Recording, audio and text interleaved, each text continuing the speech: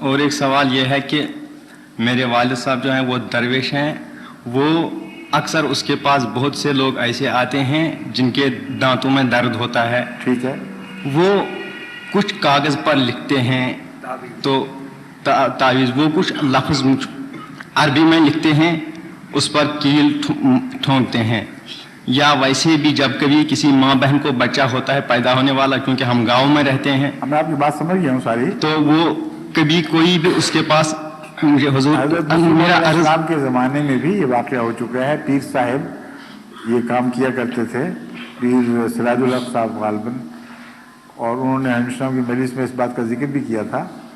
حضرت مسیح علیہ السلام مسکرائے، آپ نے ان کو کہا ٹھیک ہے تم کر کے دیکھو، کیل ٹھوکنے سے اگر کسی کے دانت کا درد دور ہو جائے تو ہمیں کیا. اس لیے نہیں، میرا عرض جہاں تک ٹھیک ہے، اس فعل کا تعلق ہے زیادہ سے زیادہ عبث کہہ سکتے ہیں اس کو، لیکن حرام نہیں کہہ سکتے. سمجھ گئے؟ عبث فعل ہے. حضور میں نے سمجھا عبث کا مطلب ہے بیکار کوشش ہے. اتفاق ہو سکتا ہے کہ وہ کامیاب ہو جائے، لیکن ہمارے علم میں کوئی ایسی دلیل نہیں ہے جس کی روح سے ہم اس میں تاثیر کو واقعتاً تسلیم کریں. اس لیے جن باتوں کی تفاصیل کا ہم نے علم نہیں ہے ان کے انکار کا بھی ہمیں حق نہیں ہے. وجہ یہ ہے کہ بطور دم کے سورہ فاتحہ کا دم رسول اللہ صلی اللہ علیہ وسلم کے زمانے میں ثابت ہے. سورہ فاتحہ تو شفا ہے، اس کا ایک نام شفا ہے. سورہ فاتحہ کے دم تک تو ہمیں علم ہے کہ یہ جائز ہے، لیکن یہ ضروری نہیں کہ ہر مریض کو یہ ضرور اچھا کرے. اس لیے لا علمی کا پہلو بھی داخل رہے گا. کہیں یہ اچھا کرے گی، کہیں نہیں کرے گی. اگر ہر جگہ یہ دم کامیاب ہو تو دنیا سے مرض مٹ جائے، کوئی بیمار باقی نہ رہے، ڈاکٹر محمود کی ضرورت ہی نہیں رہتی. جی حضور، سمجھے ہیں نا؟ جی حضور. اس لیے علم کی حد تک صرف یہ ثابت ہوا کہ رسول اللہ صلی اللہ علیہ وسلم نے فرمایا کہ اس میں شفا کا امکان ہے، جسمانی مرض پر بھی کام آ سکتی ہے. تفصیل بیان نہیں فرمائی کہ کب اور کیسے کام آئے گی، لیکن جس وقت کی یہ بات ہے وہ واقعات بتاتے ہیں کہ اصل بات کیا تھی. بعض صحابہ حضرت مسیح اور رسول اللہ صلی اللہ علیہ وسلم کے بعض صحابہ 2-3 ایک سفر پر تھے اور بھوکے تھے، پیاسے تھے. ان کو اپنی بقا کے لیے ضروری تھا کچھ حاصل کریں. قریب کا جو قبیلہ تھا وہ دشمن قبیلہ تھا. مجبور ہوئے اس کے پاس جانے پر. انہوں نے دیکھا اور انکار کر دیا کہ جاؤ ہم تمہیں کچھ نہیں دیں گے. جب وہ باہر نکلے تو ابھی دور نہیں گئے تھے تو ان کے سردار کو علم ہوا. وہ شدید سر درد میں مبتلا تھا جس سے اس کی جان نکلی جاتی تھی. اس نے کہا کہ تم نے بیوقوفی کی ہے، شاید ان کو کچھ علم ہو سر درد کا علاج، ان کو دوبارہ پکڑ کے لاؤ. وہ بھاگے اور ان کو واپس بلا لائے کہ ہمارا سردار بلا رہا ہے. سردار نے ان کو کہا کوئی تمہارے پاس علاج ہے اس کا؟ میں تو بہت تکلیف میں ہوں. ان میں سے ایک نے کہا ہاں میرے پاس ہے. اس نے سورہ فاتحہ کا دم کیا پانی پر اور وہ اس کو پلا دیا. اس کا پلانا تھا کہ وہ تکلیف دور ہو گئی. اب یہ امر واقعہ ہے.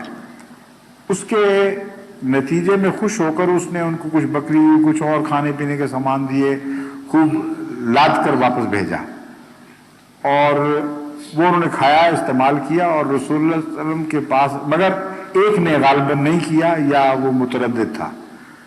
اس نے رسول اللہ صلی اللہ علیہ وسلم کی خدمت میں شکایت کی کہ قرآن کریم تو فرماتا ہے کہ میری آیات کو نہ بیچو، اور انہوں نے یہ دم کر کے دیا تھا، کیا یہ آیات کی فروخت کے مشابہ بات ہے یا کچھ اور بات ہے؟ رسول اللہ صلی اللہ علیہ وسلم نے فرمایا کہ نہیں، اس کا مطلب نہیں آیات بیچنا، بلکہ وہ اپنے نفس کی خاطر آیات کا غلط مطلب کرنا اور اپنے فائدے کے لیے یہ مراد ہے. آپ رسول اللہ صلی اللہ علیہ وسلم نے تفصیل سے نہ بیان کیا. جی حضور میں سمجھ گیا.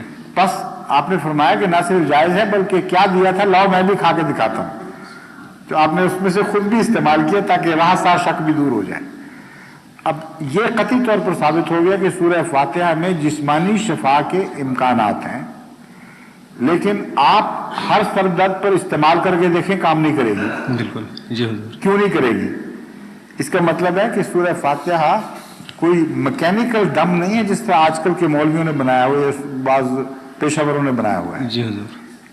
کوئی اور حکمت ہے اس کی شفا میں، اور وہ دعا اور توکل ہے. اس کے ساتھ جب سورہ فاتحہ پڑھی جاتی ہے تو اس میں شفا کا رنگ پیدا ہو جاتا ہے، ورنہ براہ راست میکینیکل لفظ بولنے سے شفا نہیں بنتی. اس کا تجربہ میں نے ایک دفعہ کیا مردان میں دورے پر گیا ہوا تھا، اور بہت سے کثرت سے غیر احمدی، وہ مسجد اب انہوں نے بعد میں شہید کر دی، اس میں کثرت سے غیر احمدی پٹھان دور دور کے علاقے سے آئے ہوئے تھے. اور مجھے اس زمانے میں میگرین بڑی سخت ہوا کرتی تھی. بعد میں اللہ کے فضل سے میں اپنا علاج ہومیوپیتھی خود کرتا رہا تو ٹھیک ہو گئی. اس زمانے میں ابھی مجھے ہوتی تھی دائیں طرف کی شدید درد، جس کے ساتھ وامٹنگ ہوتی تھی بڑی سخت، اور رکتی نہیں تھی کسی چیز سے. تو میں سجدے میں تھا تو مجھے یوں لگا جیسے میں الٹی کر دوں گا، اور مجھے یہ خیال آیا کہ شماتت ادا ہوگی، دشمن ہنسے گا. تو میں نے نیت کی کہ سورہ فاتحہ اب تلاوت کروں گا تو اس نیت سے تلاوت کروں گا کہ اے خدا میری اس مرض کو شفا دے، اگر اس میں شفا ہے تو آج مجھ پر اس کو استعمال فرما. اور میں کھڑا ہوا اور اس سورہ فاتحہ کے بعد میں بھول ہی گیا کہ سر درد تھی بھی کہ نہیں. نہ متلی نہ سر درد. ان کے ساتھ بیٹھ کے کھانا کھایا، گھنٹہ تقریر کی، سوال و جواب کی مجلس میں بیٹھا، بالکل غائب ہو گئی، کوئی دوائی استعمال نہیں کی. جی حضور. تو میں ذاتی گواہ ہوں کہ سورہ فاتحہ میں شفا کا اثر شامل ہے، لیکن دوا کو استعمال کس طرح کرنا یہ بھی تو ہوا کرتا ہے. ہر دوا ہمیشہ ایک جیسا اثر ہر مریض پر برابر اثر نہیں دکھاتی. تو سورہ فاتحہ کے ساتھ یہ بات مشروط ہے کہ دعا کے رنگ میں کی جائے، سنجیدگی سے کی جائے، توکل کے ساتھ کی جائے، جبکہ ذرائع دنیا کے باقی موجود نہ ہوں، ورنہ ذرائع کو نظر انداز کر کے یہ کام نہیں دے گی. آپ کے پاس پانی ہو اور آپ نہ پئیں اور کہیں سورہ فاتحہ سے میری پیاس مٹے، تو خدا کہے گا تم جھوٹے ہو، میری تقدیر کا انکار بھی کر رہے ہو اور میری تدبیر کا انکار کر رہے ہو، تقدیر کے فائدہ اٹھانا چاہتے ہو، یہ نہیں ہوگا. بس ایسے حالات میں جب کہ خدا کے پیدا کردہ ذرائع شفا میسر نہ آئیں، آپ کامل توکل رکھتے ہوں، دعا کے رنگ میں سورہ فاتحہ کا استعمال کریں، تو مجھے یقین ہے کہ ضرور کارگر ہوگی. میں اپنے ذہن میں تجربہ کر چکا ہوں. جی حضور. لیکن اگر ایسی صورت نہ ہو تو میں یہ کہہ دینا کہ اس میں شفا ہے، اس کو دم کے طور پر استعمال کرو، جائز نہیں ہے. یعنی جائز ہو بھی تو بے معنی ہے، اس کو آپ بس کہتے ہیں. جی سمجھ گئے؟ جی حضور.